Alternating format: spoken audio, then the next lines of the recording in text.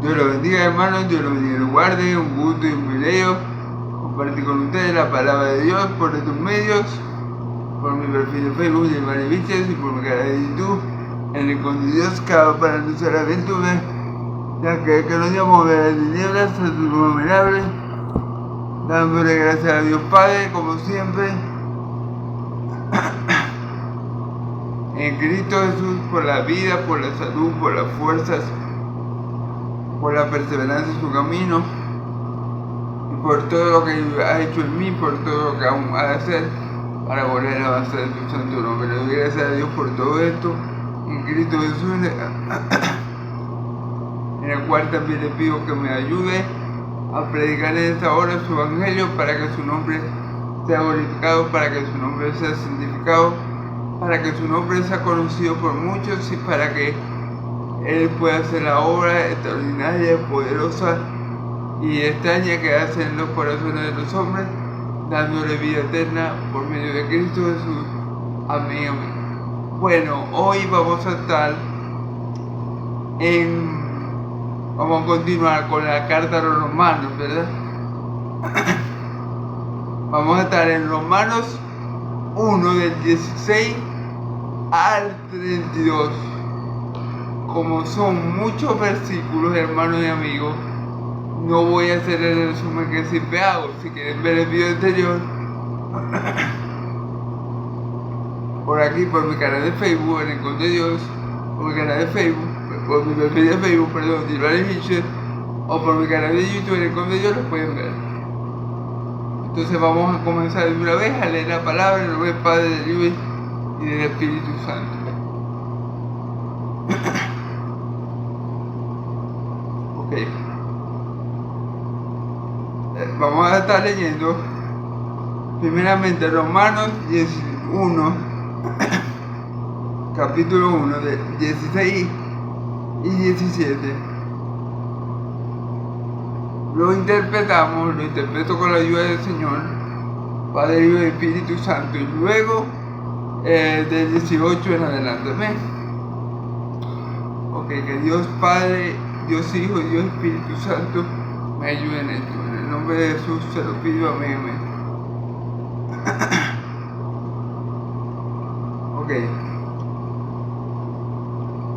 Porque no me avergüenzo del Evangelio, porque es poder de Dios para la salvación de todo aquel que cree, al judío primeramente y también al griego. Porque en el Evangelio la justicia de Dios se revela por fe y para fe, como está escrito, más el justo por la fe vivirá. Gloria a Dios. Bueno.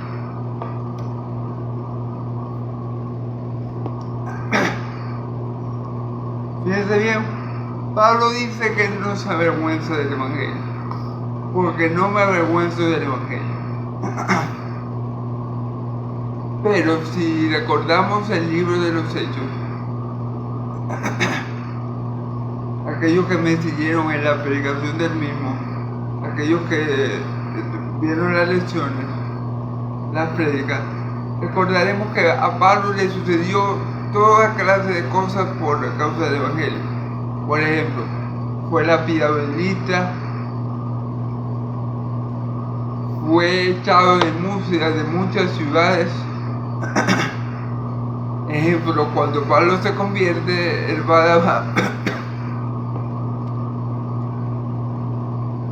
Damasco. ¿Y qué creen?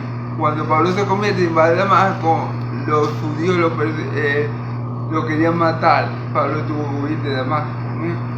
Entonces, fue lapidado en Listra, fue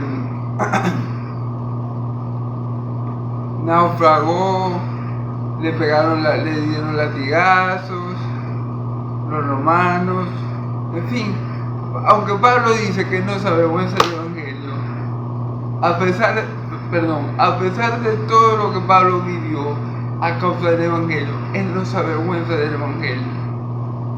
Pablo humanamente podía sentir vergüenza del Evangelio, porque podía decir verdad por causa del Evangelio. Y de Jesús, miren todo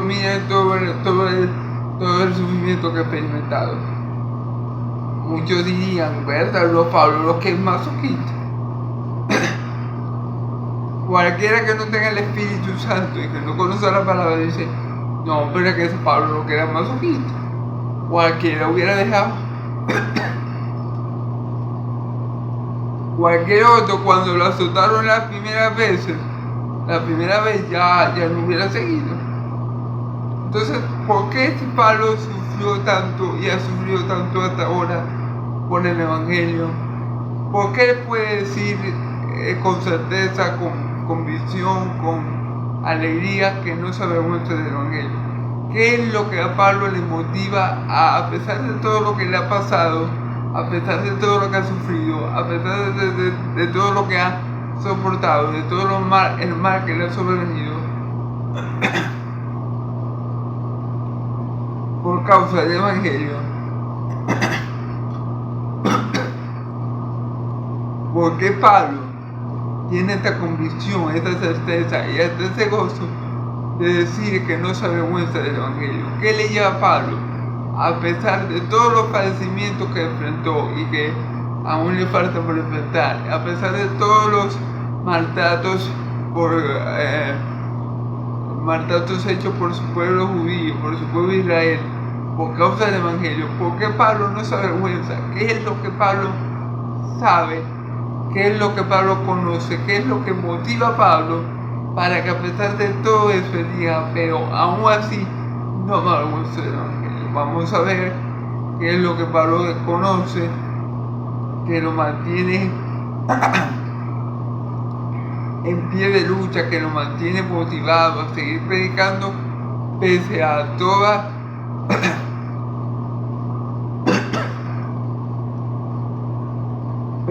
las aflicciones que eso le ha acarreado. Vamos a ver qué es lo que motiva a Pablo a decir, yo no me avergüenzo del Evangelio, pese a todos los sufrimientos que por causa del Evangelio le han sobrevenido. Pero hay algo que Pablo sabe, hay algo que Pablo conoce, que lo motiva a no avergonzarse del Evangelio y a seguir predicando pese a todas las aflicciones. Vamos a ver qué es ese algo.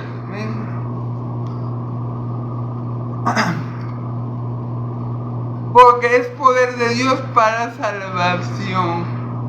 Gloria a Dios. Amén.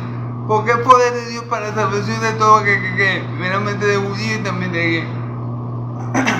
Entonces, Pablo no se avergüenza del Evangelio a pesar de todos los males, de todo el sufrimiento, de todas las tribulaciones que le han venido a causa de él, porque el Evangelio es poder de Dios. Pero es poder de Dios ¿para qué? Porque Dios usa su poder de diferentes maneras. Ejemplo, Dios puede usar su poder para crear, como creó el mundo en 7 días. Y Dios puede usar su poder para destruir, como destruyó a Sodoma y Gomorra, ejemplo. Pero el poder de Dios se ve en el Evangelio, en que el poder de Dios ¿para qué? ¿Qué hace Dios a través del Evangelio con su poder? Vamos a ver qué dice. Porque es poder de Dios para salvación. Es poder de Dios para salvación. Eso es muy importante. No es el Evangelio, no es poder de Dios. Lo que no es el Evangelio, vamos a decir. El Evangelio no es... el Evangelio no es poder de Dios para que yo sea rico. No es poder de Dios para que yo sea rico. No es poder de Dios para que yo sea famoso. No es poder de Dios para que yo o cualquier hombre tenga su mejor vida ahora. Para eso no es el Evangelio. El Evangelio es poder de Dios, pero no para hacerme rico, no para ser famoso a mí o a ningún hombre, Y no es para que el hombre tenga su mejor vida ahora. El Evangelio no es poder de Dios para eso. El Evangelio es poder de Dios para salvación, sí, hermano. Y es algo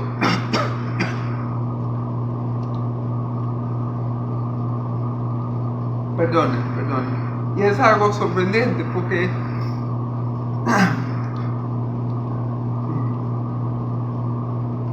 dice que el Evangelio es poder de Dios para la salvación, ¿verdad?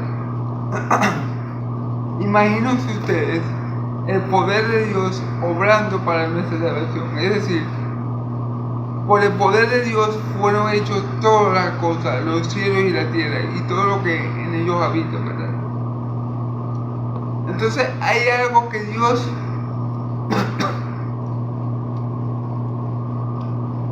se proponga hacer que Dios no pueda. Es decir, si Dios quiere salvar con su poder al pecador, no lo va a hacer, claro que sí, hermano. Entonces es grandioso, es glorioso, es increíble que Dios haya dispuesto su poder, se haya propuesto por medio de su poder a través del Evangelio salvar a pecadores. Amén. Entonces sabemos que el Evangelio, que Pablo no se avergüenza del Evangelio a pesar de todo lo que le ha sobrevenido por causa de él, porque él sabe que el Evangelio es el único es la forma que Dios manifiesta su poder para la salvación de los que creen. Amén.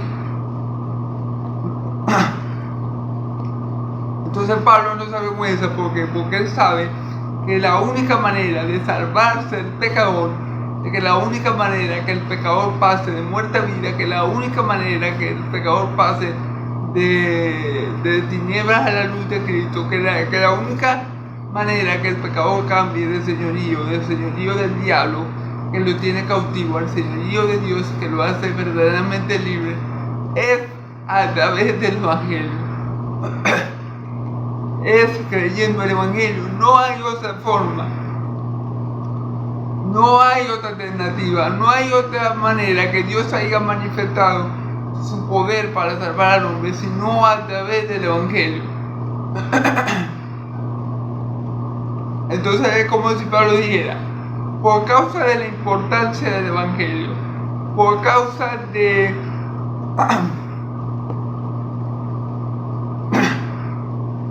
la importancia del Evangelio, por causa del propósito del Evangelio, por causa del poder de Dios que está a través del Evangelio, yo no me voy a avergonzar, así me maten, así pase por tribulaciones, así me tienen así me den 200 latigazos, yo no me voy a avergonzar del Evangelio, porque el Evangelio es la única forma de que el pueblo de Dios se salve, porque el Evangelio es el único medio que Dios ha establecido para salvar al hombre. Por eso, aunque a mí me apedreen en todas las ciudades, por eso aunque a mí me metan preso en cada una de ellas, por eso aunque yo naufrague para cada ciudad que vaya, aunque yo me pierda en el mar 14 días como me pasó cuando iba a ir para Roma, aunque me pase todo eso, con todo y eso, yo no me voy a avergonzar del Evangelio, porque es la única forma de que el pueblo de Dios, porque es la única forma de que el pueblo santo, porque es la única forma de que el pueblo escogido se salve por la predicación del Evangelio, por la locura del Evangelio, de tal manera que yo no me voy a avergonzar nunca, pase lo que pase del Evangelio, porque es como Dios ha manifestado su poder, porque el Evangelio es el medio por el cual Dios manifiesta su poder para la salvación de pecadores, para la salvación de todo aquel que cree en Cristo Jesús y en el Evangelio de Cristo. Entonces por eso, pase lo que me pase, llega a sufrir lo que me llegue a sufrir, llega a sufrir lo que llegue a sufrir, persígame quien me persiga, yo no voy a avergonzarme nunca del Evangelio. Todos los latigazos, todas las malas noches que he pasado, todo el desprecio que he soportado, todas las penurias que he vivido por causa del Evangelio valen la pena. Valen la pena. Y que si lo valen, claro que lo valen, hermano. ¿Por qué? Porque la tribulación presente, las aflicciones, no tenemos por seguro que las aflicciones presentes no se han de comparar con la gloria venidera que ha de ser manifestada en nosotros, como está escrito. Y claro que vale la pena, porque Pablo vio que todo el sacrificio dio frutos, porque en cada ciudad que Pablo iba, gentil, muchos gentiles aceptaban a Cristo, muchos creían en Cristo. Entonces sí vale la pena sufrir agravio por el Evangelio y no negar. Por eso que Pablo no nos niega, porque Pablo sabe que el Evangelio es el instrumento por el cual Dios manifiesta su poder para salvar a pecadores, amén, para salvar a su pueblo de sus pecados, amén, tanto al pueblo judío como al pueblo gentil, amén. Por eso que aquí dice, para salvación a todo aquel que cree, primeramente al judío y también al griego. Recordemos, es para salvación. El Evangelio no es para que yo me haga una cuenta de YouTube, me vuelva famoso y me paguen millones de dólares. No. Ese no es el objetivo con el cual yo predico el Evangelio. El Evangelio no es para que yo tenga una mega iglesia de 100,000 personas y todas me den diezmo y yo me vuelva multimillonario. Para eso no es el Evangelio. El Evangelio no es para evitar sufrir aquí en la tierra. Para eso tampoco es el Evangelio. El Evangelio no es para que yo tenga buena autoestima o para que yo sea moral.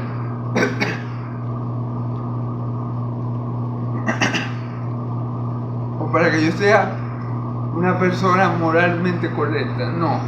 El Evangelio es poder de Dios para, como ya lo expliqué, para salvación. Amén. Imagínense esto, el mismo poder que Dios usó para crear la tierra es el mismo poder que manifiesta a través del Evangelio, pero ahora para salvarte a ti y a mí de nuestro pecado. Gloria a Dios, ¿verdad? Entonces es muy importante que no es para vivir mi mejor vida, no es para ser hecho famoso, no es para ser youtuber, no es para ser popular, no es para verme bien, no es para sentirme bien, es para salvación de todo que primeramente del judío. Ahora, ¿por qué dice primeramente del judío? Porque recordemos que la salvación viene de los judíos. Recordemos que mi Señor Jesús nació según la carne en Israel. Recordemos que Él envió, que nuestro Dios envió a nuestro Señor, que nuestro Señor envió a nuestro Señor, como diría ahí, primeramente a rescatar a las ovejas perdidas de la casa de Israel. Y eso fue lo que el Señor Jesús hizo en todo su ministerio. Mi Señor Jesús no fue a muchos lugares como Pablo y predicó en muchos lugares. El ministerio de mi Señor Jesús se enfocó específicamente en salvar a la oveja perdida de la casa de Israel. Así que primeramente el Evangelio es poder de Dios para la salvación de todo aquel que cree, primariamente de los judíos, amén, y también del griego. Esta parte de los griegos, esta parte es importante. ¿Por qué? Porque recordemos que en el Antiguo Testamento Israel, y solamente Israel, era parte del pacto de Dios, del antiguo pacto, amén. Las demás naciones estaban huérfanas y sin Dios. Nosotros antes de Cristo éramos huérfanos y sin padre en el mundo, ¿verdad? Pero cuando Cristo se encarnó, cuando la segunda persona de la deidad se encarnó, se hizo hombre, Él cambió esa perspectiva, Él cambió esa mala apreciación que tenían los judíos de que Dios solamente iba a salvar al pueblo de Israel. Porque por ejemplo, cuando él habla con Nicodemo, él le dice, porque de tal manera amó Dios al mundo. Entonces ya ahí Jesús le está diciendo a Nicodemo, un judío, un fariseo, un maestro, que los judíos se equivocan, que no solamente Dios amó al pueblo de Israel, sino que Dios ama al mundo. Dios ama a los venezolanos, a los chilenos, a los colombianos, a los peruanos, a los griegos, a los rusos, a los estadounidenses. Y por ese amor envió a su Hijo unigénito para que todo aquel que no se pierda, más tenga vida eterna. Entonces, por eso es que es tan importante la parte, y también el griego. Porque los judíos del tiempo de mi Señor Jesús estaban completamente convencidos de que la salvación, las promesas y todas las bendiciones de Dios eran solamente para el pueblo de Israel. Pero Jesús le dice a Nicodemo, le asevera a Nicodemo que Dios ama al mundo, a personas de toda lengua y nación. Amén. Entonces eso es muy importante. Amén. Y por eso Pablo no se cansa de predicar el Evangelio a pesar de lo duro que ha sido para él, a pesar de todos los sufrimientos que habíamos leído en el libro de los Hechos, a pesar de las persecuciones, de los latigazos, de las malas noches, de los naufragios, de las lapidaciones. A pesar de todo, Pablo sigue predicando el Evangelio, porque Pablo sabe que de la predicación del Evangelio depende que tanto judíos como gentiles lleguen a salvarse, porque en el Evangelio se manifiesta el poder de Dios para la salvación de tanto judíos como de gentiles. Amén. Y no es poca cosa, porque imagínense, ¿qué no puede hacer Dios con su poder? ¿Acaso si Dios se propone salvar a alguien, Él no va a poder salvarlo? ¿Acaso habrá algo imposible para nuestro Dios? No lo hay, como dice la canción, ¿verdad? No hay un Dios que pueda hacer la cosa como la que hace Dios, ¿verdad? Entonces, cuando Dios se propone aplicar su poder omnipotente con el cual creó los cielos y la tierra para salvar, Él salva. Hay dos opciones: Él salva o salva, porque el poder de nuestro Dios es omnipotente y Dios siempre consigue todo lo que quiere. Si Él quiere salvar a judíos y a gentiles por medio de la predicación del Evangelio, Él lo va a hacer. Amén. Gloria a Dios. Por eso que Pablo no cesa y no se cansa de predicar el Evangelio. Amén. Bueno, gloria a Dios.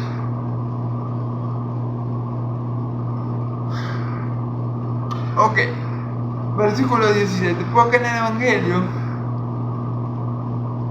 la justicia de Dios se revela por fe y para fe, como está escrito, mas el justo por la fe vivirá. Aquí esta parte es sumamente importante. Pónganme mucha atención. Porque el Evangelio es poder de Dios para la salvación. Amén. De todo que primeramente es judío y también como lo vimos. Pero vamos a ver en el versículo 17.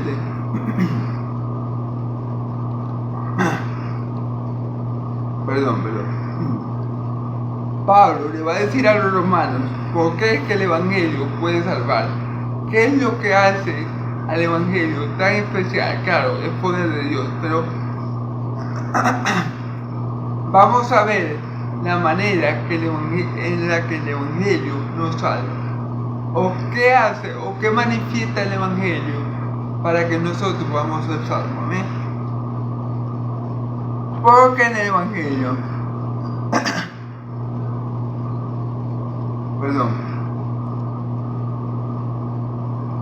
porque en el Evangelio la justicia de Dios se revela por fe y para fe, como está escrito, más el justo por la fe vivirá.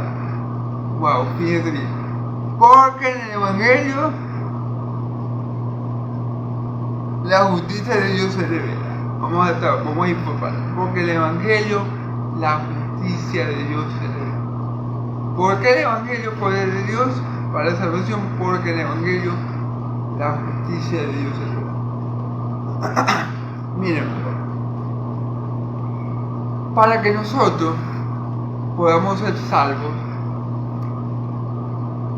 nosotros tenemos, el hombre tiene un gran problema, que para que el hombre pueda ser salvo de la ira de Dios, que para que el hombre pueda salvarse y ir al cielo, el hombre necesita algo que por él mismo no puede producir. El hombre necesita algo, un componente,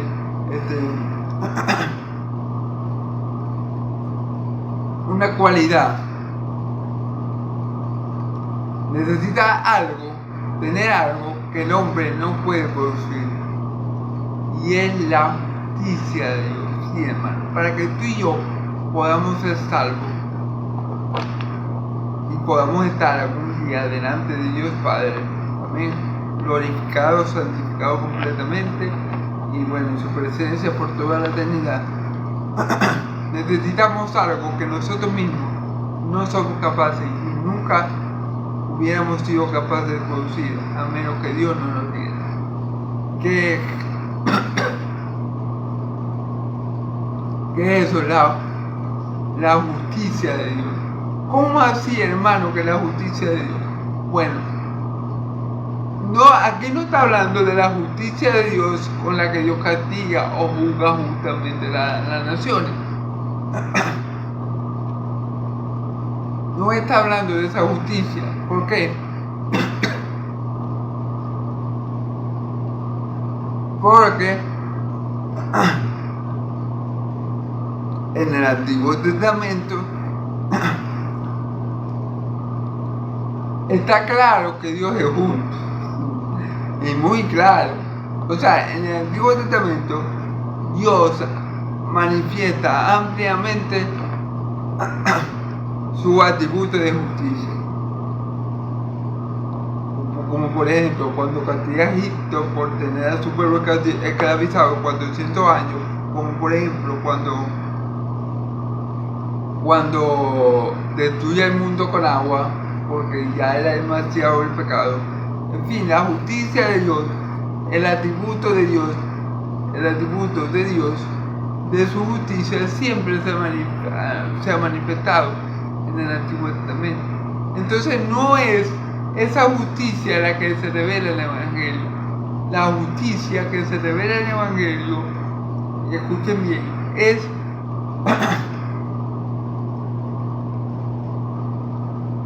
el regalo de Dios. O sea, Dios nos regala por medio de Cristo su propia justicia. Es decir, Dios nos hace justo como Él es justo por medio de Cristo.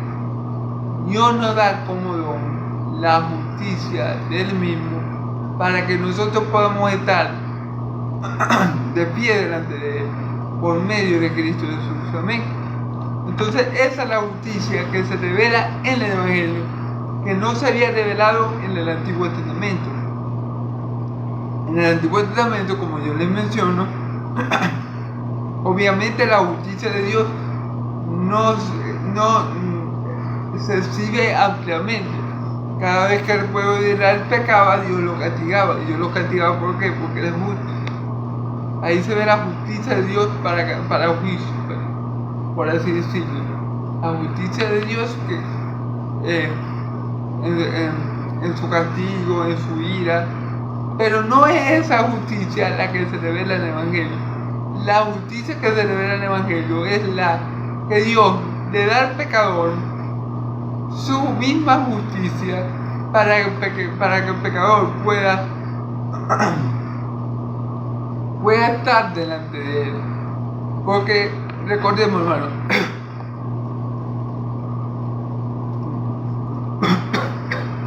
perdón, desde que el hombre pecó y se separó de Dios, el hombre es incapaz de producir la justicia en sí mismo que pueda acercarlo a Dios. El hombre no puede por su propio mérito, por su propia obra, por su propio esfuerzo acercarse a Dios. Entonces, ¿qué hace Dios? ¿Qué tiene que hacer Dios? Proveer su justicia como un regalo, como un obsequio, como un don al pecador, para que el pecador pueda estar delante de él justificado. ¿Cómo lo hace? ¿Y cómo hace eso Dios? A través de Cristo Jesús, a través del Evangelio de su Hijo amado. Amén. ¿Cómo es ese proceso? Bueno, recordemos que dice la Escritura que al que no conoció pecado, por nosotros fue hecho pecado, para que nosotros fuésemos hechos justicia de Dios en él, ¿verdad? En la cruz, cuando Cristo estaba clavado por nuestro pecado en ese madero, ¿qué hizo Dios? Volvió pecado a Cristo, le transfirió todo nuestro pecado a Cristo y nos transfirió a él su justicia perfecta. Entonces, cuando Dios me ve cuando Dios te ve a ti y me ve a mí, nos ve completamente justos, pero no por nuestra justicia, sino por la justicia de Dios. Y precisamente esta justicia se revela a través del Evangelio. En el Antiguo Testamento Dios no había dado por gracia el don de su justicia a través de su Hijo.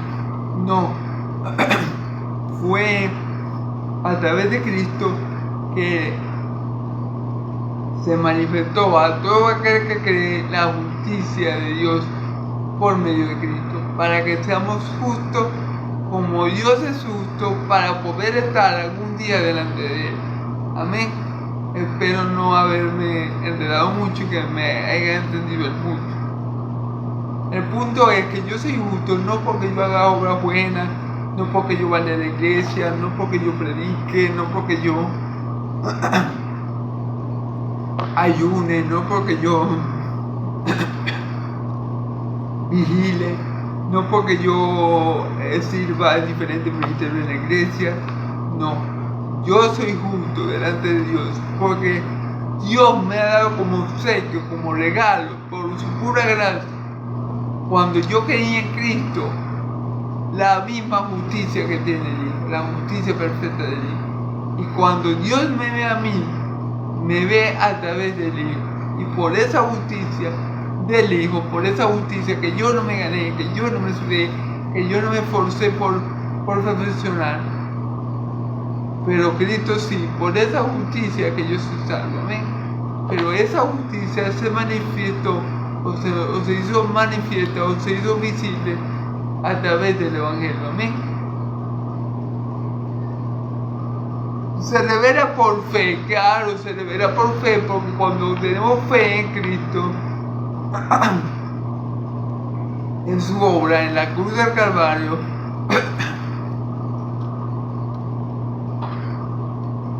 en su sacrificio por ti y por mí, cuando tenemos fe en que Cristo murió, pero al tercer día resucitó de los muertos y se sentó a la diestra de Dios Padre y pronto volverá. Cuando tenemos fe en Cristo, esa justicia que Cristo, digamos, acumuló, que Cristo, vamos a decir, acumuló por vivir una vida completamente santa toda su vida y agradar a Dios en todo. Esa justicia que Él se esforzó, que Él se ganó, que Él produjo por su buen comportamiento. Cuando yo creo en Cristo, esa justicia Dios me la pone en mi cuenta, me la pasa a mí. Y Dios le pasa a Cristo mis pecados. Y así es que yo soy justificado. Pero todo es por fe. Amén. Ok. Como está escrito, más el justo por la fe vivirá.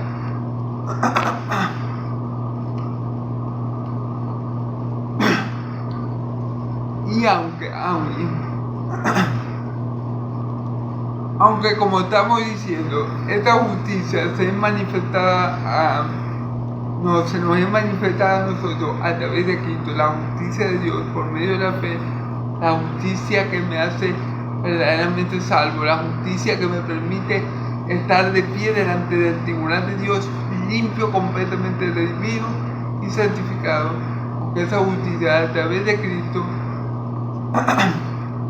ciertamente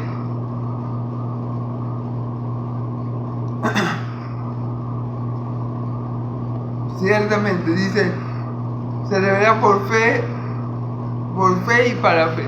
Vamos a tratar de por fe y para fe. Amén. Ya dijimos que la justicia comienza a estar en nosotros cuando creemos verdaderamente en Cristo Jesús para la salvación.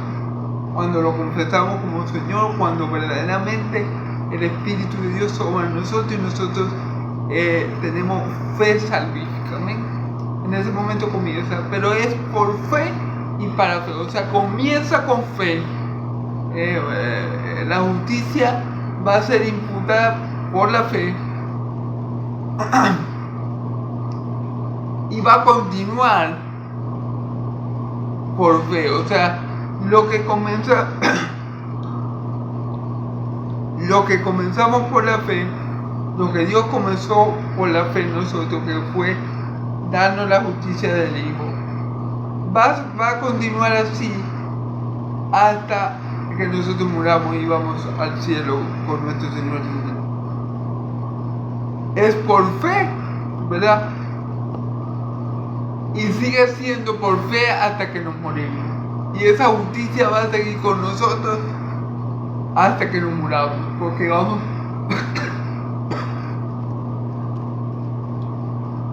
porque a pesar de los tropiezos, a pesar de las dificultades, a pesar de las aflicciones, la fe, si es verdadera, si es genuina, si viene de Dios, esa fe siempre nos va a justificar. Esa fe siempre va a estar con nosotros y va a hacer que la obra de Cristo, la obra que Cristo hizo por cada uno de nosotros, la justicia que le ganó, siempre esté puesta en nuestra cuenta. Amén. Entonces comienza por fe y es para fe, como está escrito, más el justo por la fe vivirá. Y a pesar de que esta justicia se revela ampliamente y totalmente y plenamente en el Evangelio, ciertamente en el Antiguo Testamento ya Dios justificaba al que tenía fe en él. Por ejemplo, Abraham creyó y le fue contado por justicia. Amén. En Habacuc también dice, más el justo por la fe vivirá. Pablo está tomando las palabras de Habacuc. Entonces, aunque no se vea tan claro, aunque no sea tan visible como en el Nuevo Testamento, ciertamente en el Antiguo Testamento Dios también obraba por medio de la fe. Mas el justo por la fe vivirá. Abraham tuvo fe en Dios, Moisés tuvo fe en Dios, José tuvo fe en Dios, y todos ellos vivieron por fe y para fe. Amén. Amén. Lo que pasa es que en el Nuevo Testamento eso se ve más claramente. Amén. No tanto así en el Viejo, pero en el Nuevo sí es claro que la fe en Cristo Jesús, en este caso en el Viejo era la fe en Dios Padre, era lo que al fin y al cabo salvaba al pecador. No era sus buenas obras, no era que el pecador hubiera actuado muy justamente y hubiera causado una justicia que le hubiera hecho un mérito para estar delante de Dios, no. Así no era en el Antiguo Testamento y en el Nuevo mucho menos. En el Nuevo somos justificados cuando creemos en Cristo como nuestro Señor y Salvador. Somos vistos justos, somos declarados justos, cambiamos de estado, de culpables y condenados a justos y redimidos, de enemigos de Dios a hijos de Dios, de estar bajo la ira de Dios a estar bajo la gracia de Dios, de estar en la tiniebla a estar en la luz de Cristo. Todo eso cuando somos justificados por Cristo Jesús. Amén. Ok, espero que haya quedado claro este concepto, hermanos, de la justificación, que no es por nuestra obra, sino por la obra de Cristo. Y quería hablar un poco más de esto. Yo creo que no me va a dar tiempo de explicar todo el texto, pero todo lo que quería hablar hoy, pero quiero comentarles de esto. Martín Lutero, que fue, como decir, el primer protestante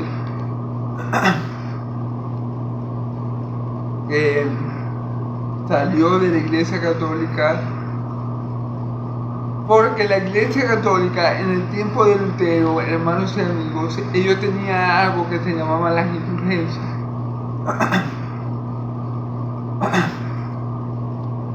¿Qué eran las indulgencias? Bueno, ustedes saben que los católicos, apostólicos y romanos creen en el purgatorio. Entonces, según los católicos, cuando una persona caía, para que una persona pudiera salir del purgatorio en el tiempo de Martín Lutero, tenía que pagar, ¿verdad? Y Martín Lutero en ese momento en ese tiempo comprende que él es justo no por su obra, que él es justo no porque le haya hecho algo bueno, porque Martín Lutero era un hombre que temía mucho a Dios y que no podía entender cómo él podía ser justificado por Dios siendo pecador, porque él todavía se sentía pecador y él no sabía cómo un Dios santo lo podía justificar. Entonces ese era un conflicto que Martín Lutero tuvo mucho tiempo de su vida y que lo atormentaba mucho. Cuenta la historia que él, cada vez que se iba a confesar con los curas le daba miedo, porque él se confesaba 3 y 4 horas, y aun cuando se confesaba todo ese tiempo, él venía y se le olvidaba algo y volvía. Entonces Martín Lutero vivió mucho tiempo con ese temor de no agradarle a Dios, de que él sabía que aunque él se esforzara mucho no podía agradar a Dios, hasta que llegó a este pasaje, hasta que le tocó explicar la carta a los romanos, y llegó a este pasaje y entendió que su salvación, que su justificación y que su completa salvación no dependía de su obra, no dependía de su propia justicia, dependía de la justicia que Cristo había ganado para nosotros en la cruz de Calvario, la cual el Padre nos imputa. Y por eso el Padre, cuando nos ve a través del Hijo, nos ve completamente justos y santos. Y por eso nosotros habíamos pasado de un estado de culpa y de condenación a un estado de gracia y de bendición. Entonces, cuando Martín Lutero entendió lo que yo le estoy explicando a ustedes, él dice que él vio como que si las puertas de los cielos se abrieran para dejarlo entrar. O sea, así se sintió en pocas palabras completamente libre, porque Martín era un católico que estaba atormentado por la justicia de Dios, atormentado por el carácter santo de Dios, atormentado porque no podía comprender cómo es que él, siendo un vil pecador, Dios, que es santo 3 veces, que es justísimo, lo iba a justificar. Entonces, cuando Martín Lutero entendió que no es por su obra, que no es por su esfuerzo, que no es porque él se no haya ganado, cuando Martín Lutero entendió que fue por la obra de Cristo, que fue por el esfuerzo de Cristo, que fue por lo que Cristo se ganó en la cruz de Calvario para nosotros, entonces Martín Lutero se sintió completamente libre. Amén, gloria a Dios. Quería expresar eso, amén. Bueno, no creo, hermanos, que me dé para predicar todo esto. Voy a ver hasta dónde puedo llegar. Discúlpenme, ustedes saben que yo no planeo lo que voy a predicar. Yo simplemente agarro un texto y comienzo con la ayuda del Espíritu Santo a que Él me dé, ¿ok? Entonces, ahora vamos a ver en esta parte. Vamos a ver cuántos versículos puedo abarcar. Pero en esta parte que voy a comenzar a leer e interpretar, vamos a ver por qué es que necesitamos la justicia de Dios. O sea, ¿por qué el hombre necesita la justicia de Dios?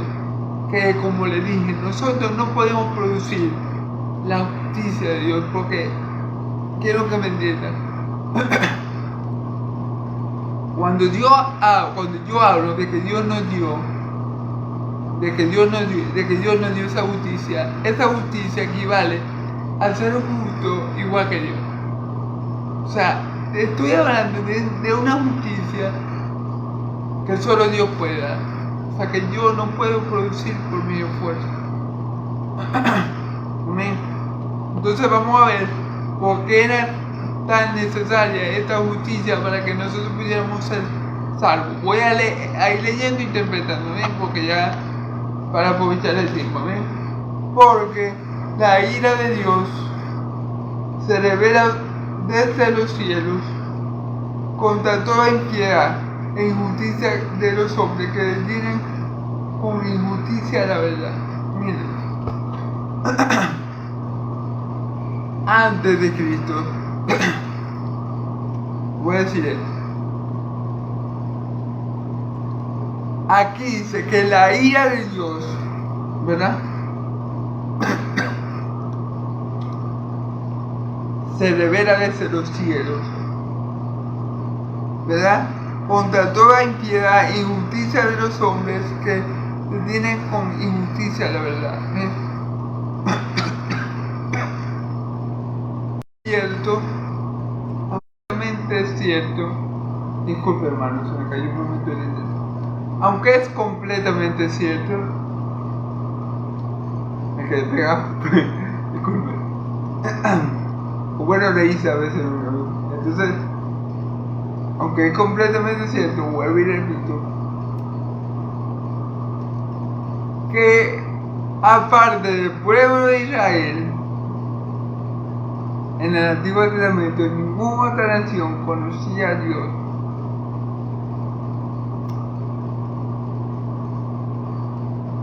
Aunque es cierto eso, déjeme decirle algo. El hombre no tiene excusa, porque ¿qué pasa? El hombre en su estado natural, aunque el hombre no puede salvarse a sí mismo, aunque el hombre en su estado natural no puede reconocer a Cristo como Salvador, aunque el hombre en su estado natural no busca a Dios, el hombre en su estado natural sí puede comprender y razonar a través de lo que Dios ha creado, que existe un Dios. Eso sí lo puede hacer el hombre. El hombre natural no puede salvarse a sí mismo, porque la salvación es del Señor, a través de Cristo Jesús. Obviamente el hombre no tiene la capacidad ni la justicia de Dios para salvarse a sí mismo. Pero hay algo que el hombre en su estado natural sí puede hacer, pero no lo hace porque el hombre detiene con injusticia la verdad, y por eso la ira de Dios está sobre él, sobre todo hombre que hace eso. Hermano, ¿y por qué dice usted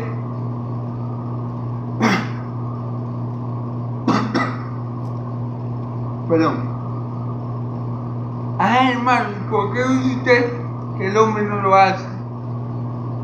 Cosa que sí puede hacer, es decir, el hombre puede llegar a la conclusión de que hay un Dios viendo todo lo que hace. El hombre, aunque no puede,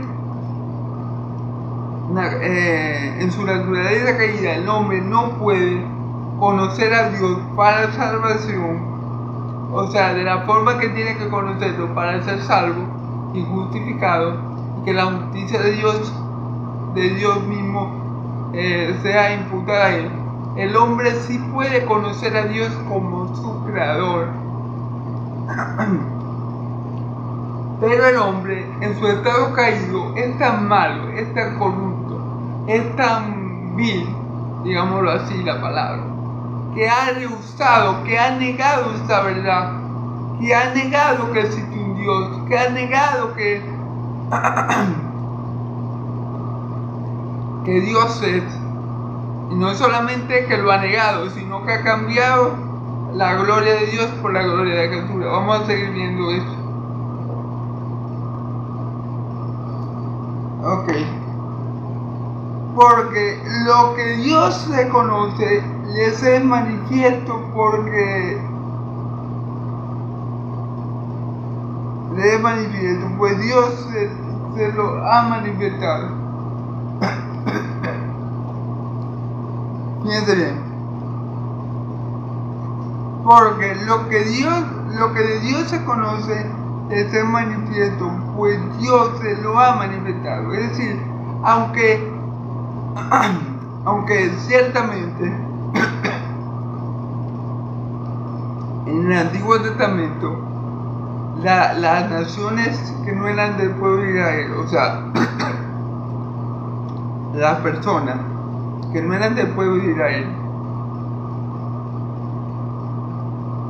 no conocían al Dios de Abraham, de Isaac y de Jacob, ¿verdad? Porque lo único que lo conocía era el pueblo de Israel.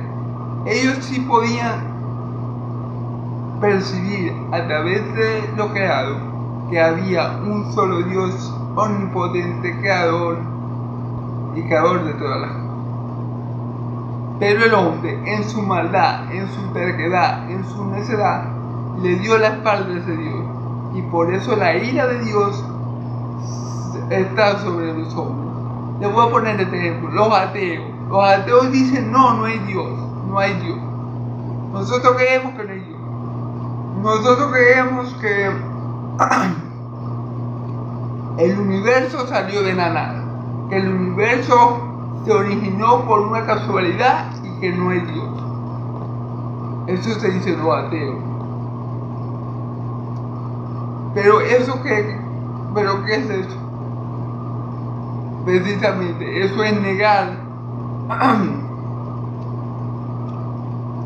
con injusticia la verdad. Eso es negar la verdad, eso es no querer reconocer que hay un Dios, que tiene que haber un Dios que creó todas las cosas.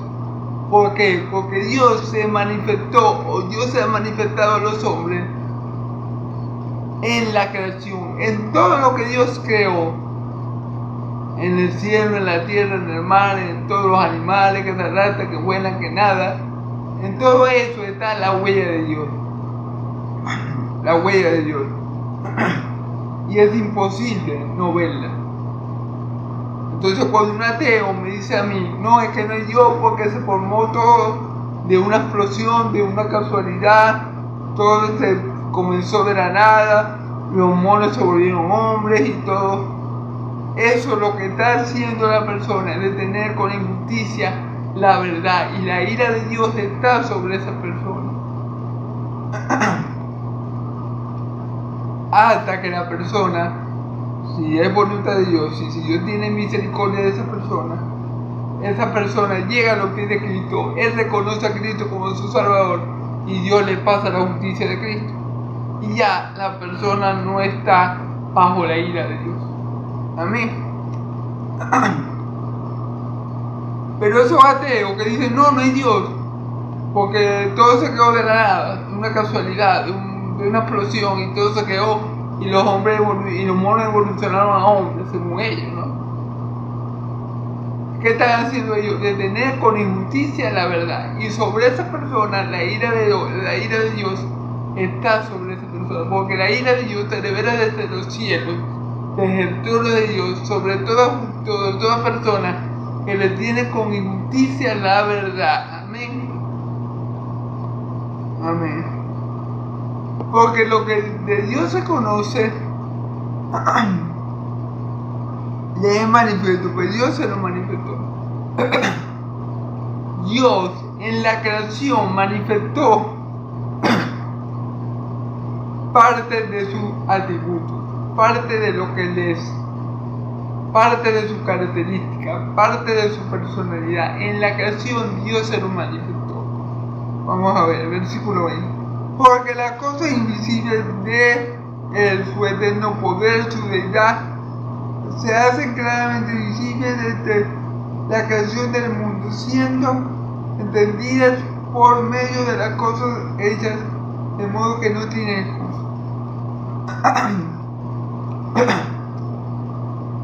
Fíjense bien. En la creación de Dios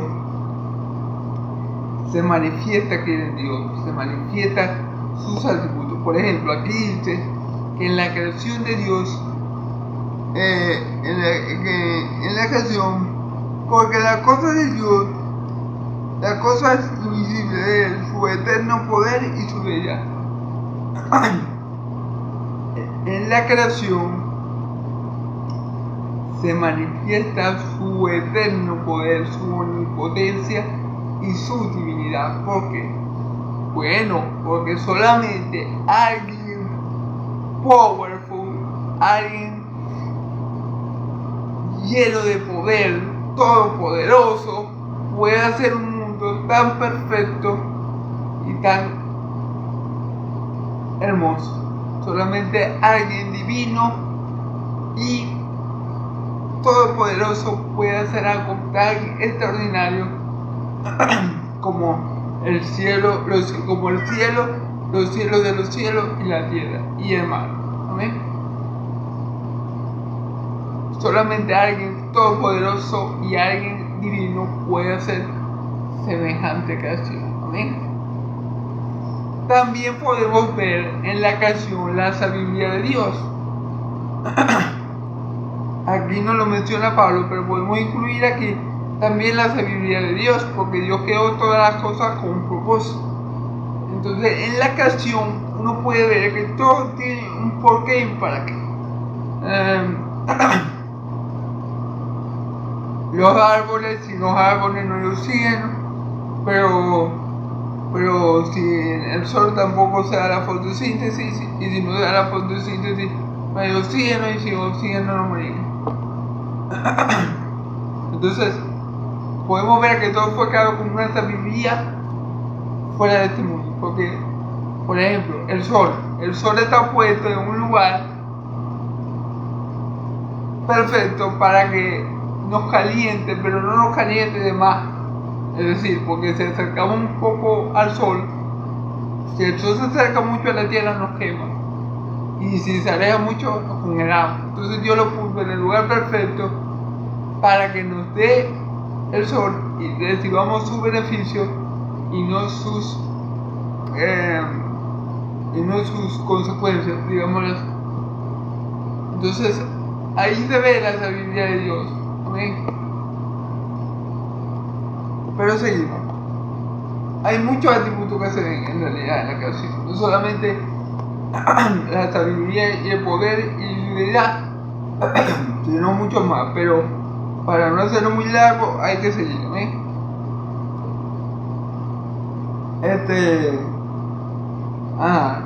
Ya me veo, que estoy quedándome sin luz. Ok. Se hacen claramente visibles desde la creación del mundo, siendo entendidas por medio de las cosas hechas, de modo que no tiene excusa.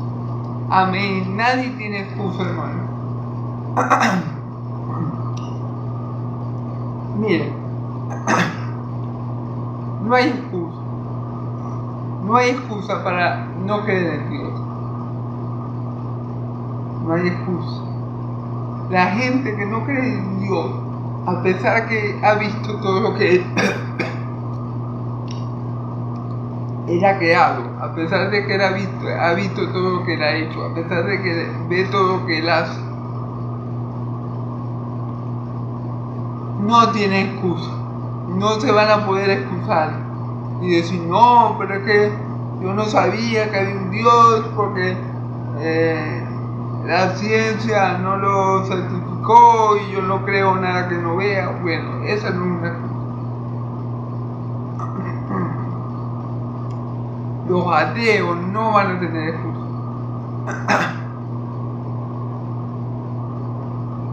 Porque Dios se ha manifestado a través de todas las cosas que Él ha hecho, de tal manera que no tiene excusa. Amén. Así que cuando vayan al juicio, si no creen en Cristo, pongan la, supongamos, vamos a poner este ejemplo. No, a mí nunca me predicaron el evangelio, supongamos que haya alguien en el día del juicio que diga eso, que tal vez sea mentira, porque ahorita por las redes sociales se predica el evangelio, por todas partes se predica el evangelio. Bueno, pero supongamos, para dar este ejemplo, que hay alguien que diga, no, a mí no me predicaron el evangelio. Ajá, y por eso no creíste. Y eso que yo hice, la tierra que yo hice, y la tengo girando en su propio eje y no se marea, y la gravedad y todo lo que yo hice. Eso no te llevó a pensar a ti que había un Dios que era todopoderoso. No, pero es que la ciencia no me dijo, no, la ciencia nunca te descubrió. Entonces, como la ciencia no te descubrió, y a mí nunca me predicaron el evangelio, entonces yo no creo en ti, pues todo el tiempo que estuve en la tierra nunca creí en ti. ¿Para dónde va esa persona? Para el infierno. ¿Por qué? Porque no tiene excusa. Amén, no tiene excusa, porque Dios se ha manifestado a través de su revelación, a través de lo que se conoce como la revelación natural o general. Amén. En teología. Amén.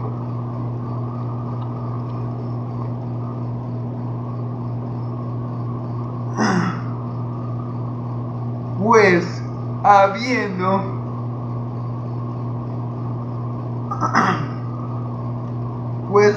conocido a Dios, no le glorificaron como a Dios, ni le dieron gracias, sino que se envanecieron en sus razonamientos, y su necio corazón fue entenebrecido. Claro.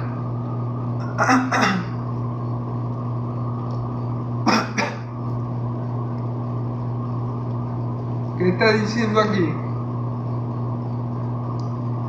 Que no es que la gente no haya conocido a Dios.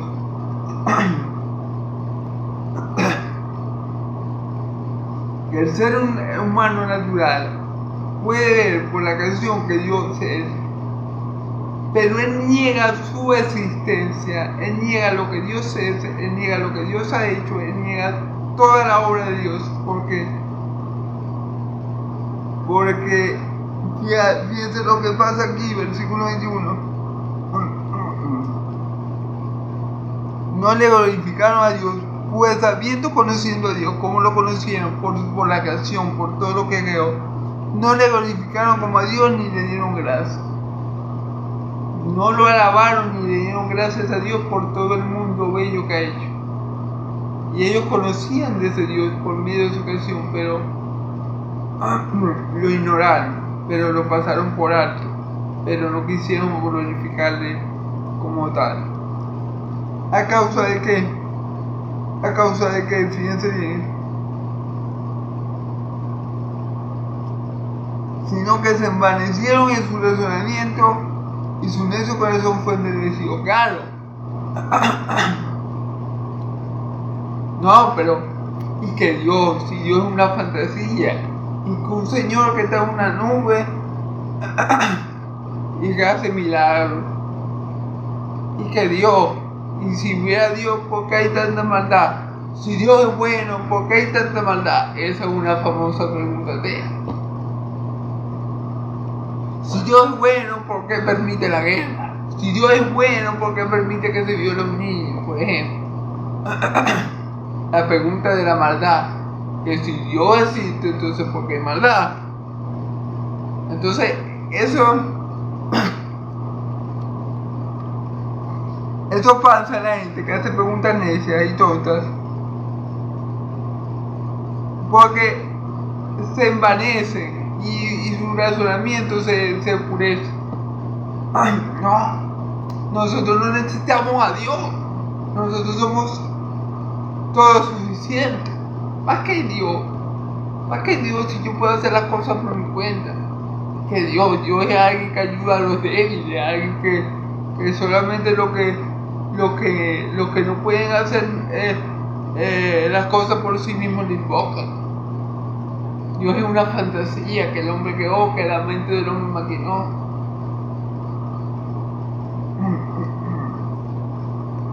El hombre ha llegado a ese punto. El hombre natural, el hombre que no conoce a Dios, el hombre, mejor dicho, que sí lo conoce pero lo niega, ha llegado a ese punto, hermano. Ha llegado al punto de decir, no, nosotros no necesitamos de Dios, porque nosotros somos autosuficientes, porque nosotros hacemos todo por nuestra cuenta, porque nosotros tenemos cualidades físicas extraordinarias y podemos hacer y deshacer, y somos muy inteligentes y no necesitamos a ningún Dios que nos cree. Hasta ese punto ha llegado se ha entenecido el corazón y el razonamiento humano para negar con injusticia la verdad, que no se puede negar que hay un Dios que creó todas las cosas. Amén. Entonces, ven por qué el hombre necesita con urgencia la justicia de Cristo. Ven por qué el hombre, hermano y amigo, necesita con urgencia que en el sacrificio de Cristo Jesús en la cruz de Calvario. Porque el hombre natural está en esta condición, está en este grupo de personas necias que, como vamos a ver ahorita, se creen sabias. Allí estabas tú y estaba yo antes de conocer a Cristo. Éramos necios, negábamos a Dios. Claro, gloria a Dios, no, tal vez no éramos ateos, pero no conocíamos al Dios verdadero, ¿verdad? Y así como éramos tú y yo, que no conocíamos al Dios verdadero, así hay muchos hombres y mujeres alrededor del mundo que no lo conocen. Por eso que tenemos que predicar el Evangelio, para que Dios tenga misericordia, de que Él tenga misericordia y por su gracia, por medio del Evangelio, ayuda a muchos, salva a muchos, por medio de la predicación del Evangelio. Amén. Entonces fíjense bien,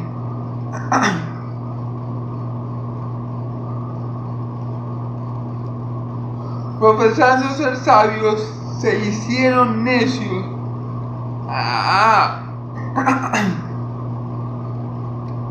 Versículo 22, vamos a darlo hasta el 25, hermano, porque yo creo que ya voy sobre la hora. Profesando ser sabios, se hicieron necios. Claro, esta gente que dice no, que no es Dios, que el Big Bang se creó así, que el mundo se creó por un Big Bang, la ciencia, vuelven a la ciencia, a su Dios, confían en el Dios ciencia, y ellos creen que se las saben todas más unas, y Dios lo llaman necio. Ellos dicen, sí, ellos saben mucha filosofía, sí, ellos saben mucha ciencia, sí, ellos saben mucha cultura, pero la verdad verdadera es que son necios, es que creen ser sabios, pero lo que se han vuelto es necios, negando lo evidente, negando lo que no se puede negar, negando lo que la creación grita,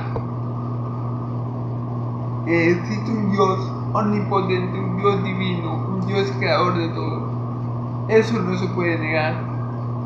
Pero esta gente que confía en sus habilidades, en sus conocimientos, en su cuerpo para hacer todas las cosas, en su cerebro, los científicos, no todos, algunos, dicen no es Dios porque Dios no se puede demostrar con la ciencia. No es Dios porque la ciencia no ha visto, los telescopios en el espacio no han detectado que hay un ser llamado Dios, o un ser espiritual. Por eso no es Dios. Eso que se creen tan sabios, Dios nos llama necio.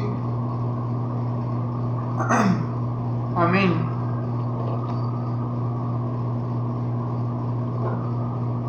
Fíjense Fíjense por qué lo llaman eso. Aquí viene la parte por qué lo llaman eso.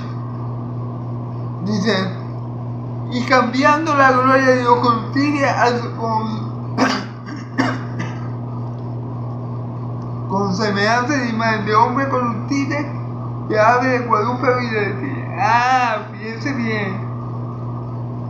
El hombre necio niega a Dios, ¿verdad? Niega al Dios de la Biblia, niega al Dios creador. Pero no se queda sin Dios, se hace dioses de las aves, de los reptiles, de lo que la rata del sol, tiene un dios sol, un dios iguana, un dios culebra, un dios güey. No es que el hombre se queda sin Dios, es que el hombre en su necedad niega al Dios creador y se hace dioses a sí mismo. Y los ateos también niegan a Dios, pero su Dios es la ciencia. ¿Ven? Esto pasaba mucho y eso se ve en el Antiguo Testamento. En el Antiguo Testamento el único Dios que tenía al Dios verdadero, al Dios de Israel, era Israel. Los demás tenían un pocotón de dioses locos que ellos inventaron. Era el dios Acera, el dios Baal, el dios Bamú, el dios Ritindín. Bueno, eso lo inventé yo. Lo que les quiero decir es que la corrupción del hombre, esta es la antigüedad. Podemos ver esto hasta el mismo pueblo de Israel. Cuando Dios lo saca de Egipto, que Moisés sube a recibir los mandamientos y se queda allí 40 días.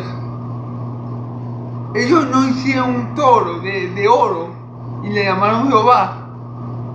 Entonces, el hombre en su necedad, en lo que cree que es sabio, el hombre de su rebelión contra Dios, el hombre negando que hay un Dios que lo creó todo.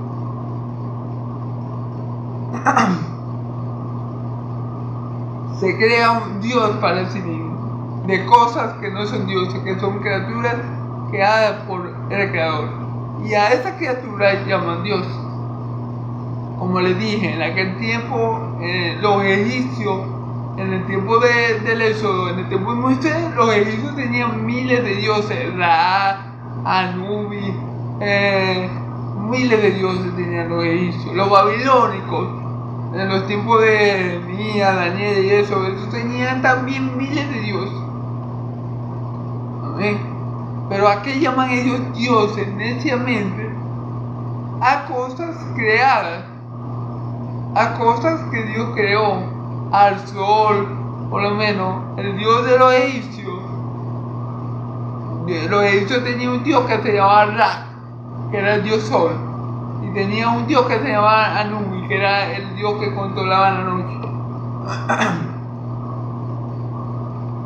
Pero cosas creadas por el hombre, ¿verdad? Cosas que Dios ha creado, criaturas que Dios ha hecho. Entonces el hombre tiene a llamar a esa criatura Dios, dándole a ella la gloria que el Dios verdadero, que el Dios creador merece. Entonces por eso es que Dios dice, profesan ser sabios pero son necios. Así pasa con los ateos. Los ateos dicen, no, yo no creo en ningún Dios. Yo no creo en Dios porque yo creo en la ciencia. Eso es igual. Tienen a la ciencia como si fuera su Dios todopoderoso.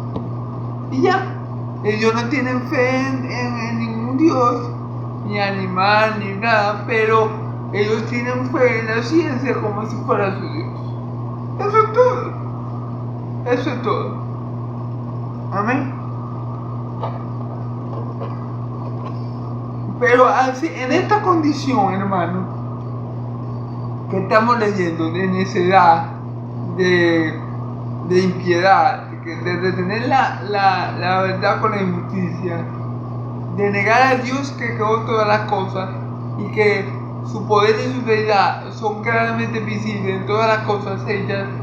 En esta condición estaban todos los hombres en el Antiguo Testamento. Todos los hombres que no eran parte del pueblo de Israel, o sea, todas las demás naciones,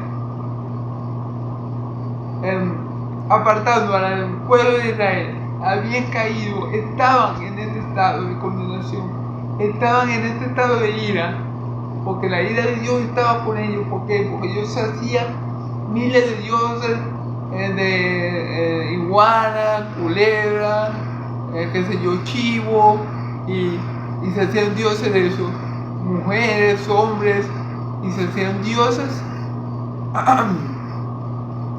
de la cosa creada, el sol, la luna, en fin. Y en esta condenación, en este estado, estaba toda la humanidad, excepto el pueblo de Israel, por la misericordia y la gracia de Dios, por su propósito, antes de Cristo. Amén. Gloria a Dios. Entonces vamos a darlo hasta el 25, hermanos, porque ya creo que el tiempo me está premiando. Por lo cual también Dios los entregó a la inmundicia en la concupiscencia de sus corazones, de modo que deshonraron entre sí su propio pueblo.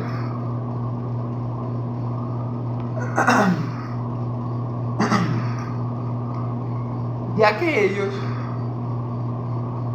fueron necios y rechazaron al único Dios vivo y verdadero, y le dieron gloria a la criatura antes que acabó, lo que es bendito por los siglos de los siglos. Entonces Dios vino y lo rechazó a ellos. ¿Cómo lo rechazó? Bueno, les dejó que ellos hicieran lo que ellos quisieran. O sea, los dejó sin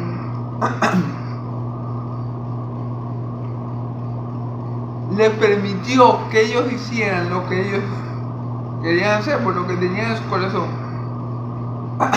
Dios se alejó de ellos. Bueno, no me quieren reconocer a mí, quieren hacerse dioses chinos. Háganlo, pero yo voy a estar bien lejos de ustedes. ¿Qué pasa cuando Dios se aleja mucho de los hombres? ¿Qué pasa cuando Dios se aleja mucho del hombre y le da idea que el hombre le rienda suelta a sus pasiones y a su egoísmo? Esa es la ira, esa es una forma que tiene Dios para irarse. Porque ¿qué pasa? Que si Dios no está cerca del hombre, el hombre es tan malo como puede ser. El hombre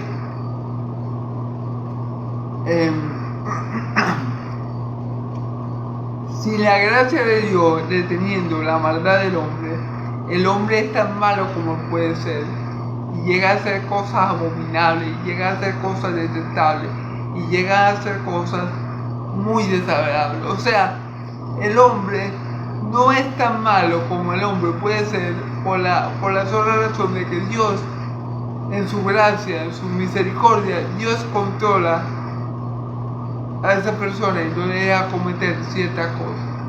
Pero cuando Dios dice, no, yo me voy a apartar tuyo completamente, yo te voy a dejar para que tú hagas lo que tú quieras, esa es la peor ira de Dios. O sea, eso es, no recuerdo el nombre, pero se puede llamar la ira de la lejanía de Dios. Cuando Dios quiere, no quiere, o sea, cuando Dios quiere airarse con alguien, Él puede hacer de dos maneras: o lo castiga de una vez por ese pecado, o se separa de completamente, y el hombre solito, por su maldad natural, por su maldad intrínseca, se destruye a sí mismo. Fíjense que dice, por lo cual también Dios los entregó a la inmundicia de la concupiscencia de su corazón. Cuando dice que Dios los entrega, es que Dios le dice, ¿queréis abandonarme a mí? Está bien, yo te voy a abandonar a ti de la misma manera. Entonces, ¿qué pasa cuando el hombre se aleja por completamente de Dios?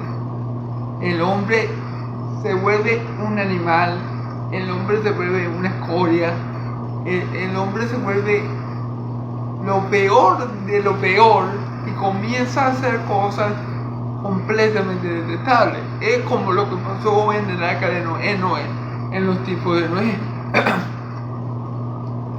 Que Dios estaba tan apartado de esa humanidad que el hombre empezó a hacer locuras, disparate, empezó a casarse, empezó a fornicar, qué sé yo, empezó a hacer las mil y una locuras, pues, cosas malas. Igual Sodoma y Gomorra. Sodoma y Gomorra estaba tan apartado Dios de ellos y ellos de Dios, obviamente que estaban hombre con hombre y mujeres con mujeres.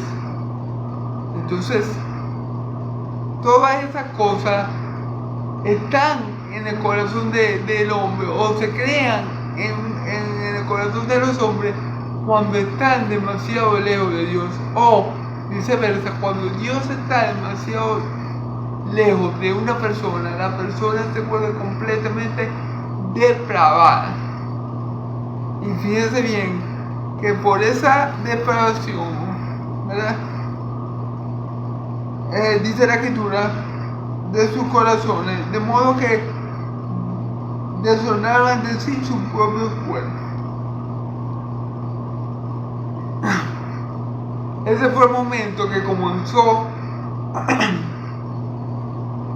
comenzaron las relaciones del mismo sexo. Cuando Dios dijo, la ira del abandono, cuando Dios dijo, bueno, como ustedes me niegan a mí, no quieren reconocer que yo soy yo, y se crean y dan gloria a cosas que yo creé, y no me la dan a mí. Bueno, ahora yo estaba como ustedes han querido abandonarme a mí, yo lo voy a abandonar a ustedes. Y cuando Dios abandona al hombre y dice, hacer lo que a ustedes le hagan, el hombre solamente puede empeorar, solamente va de mal en peor, de corrupción en corrupción. Y llegó al punto de que la corrupción fue tan grande, de que el pecado aumentó de tal manera que empezaron a tener relaciones con su mismo sexo. Amén. Llegó a ese punto la corrupción, el pecado del hombre, que empezaron los hombres a tener relaciones los unos con los otros.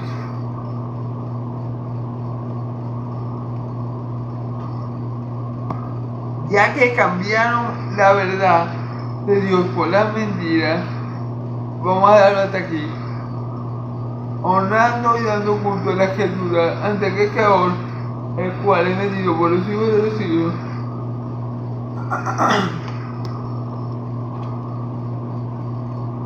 Ya que cambiaron la verdad de Dios por la mentira, honrando y dando culto a las criaturas ante aquel Creador, el cual es bendito por los siglos de los siglos.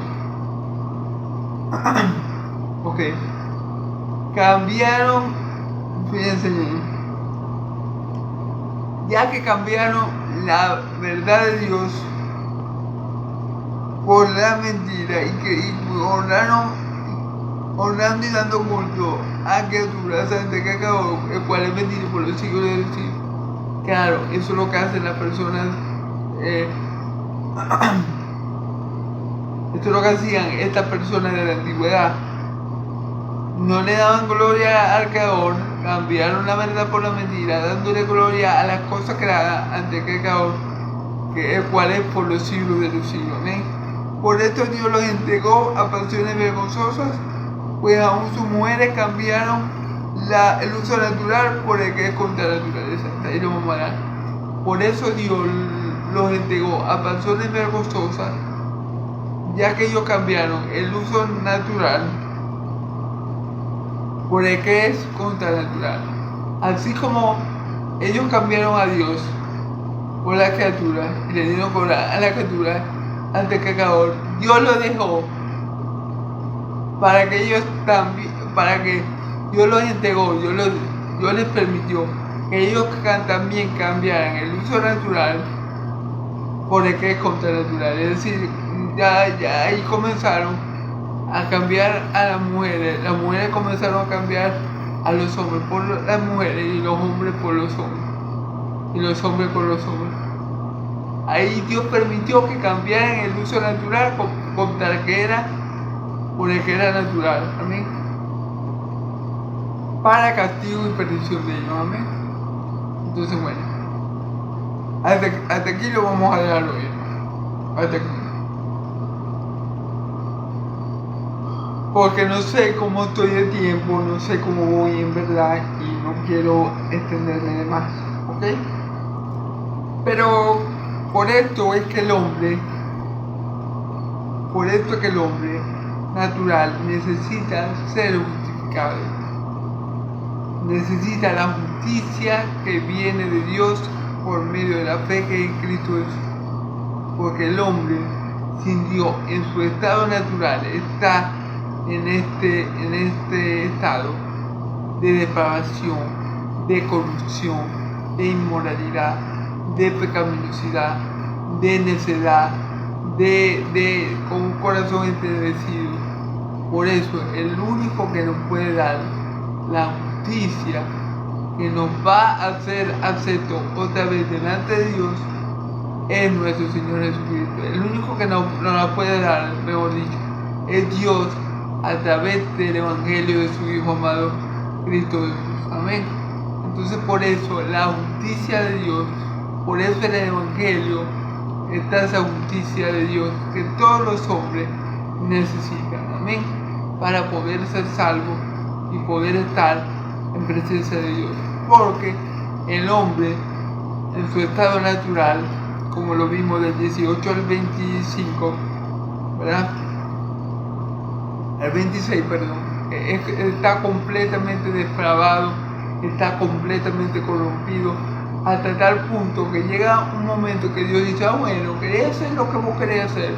Yo te dejo. La ira eso es lo que algunos llaman la ira de la lejanía, cuando Dios se aleja completamente del hombre.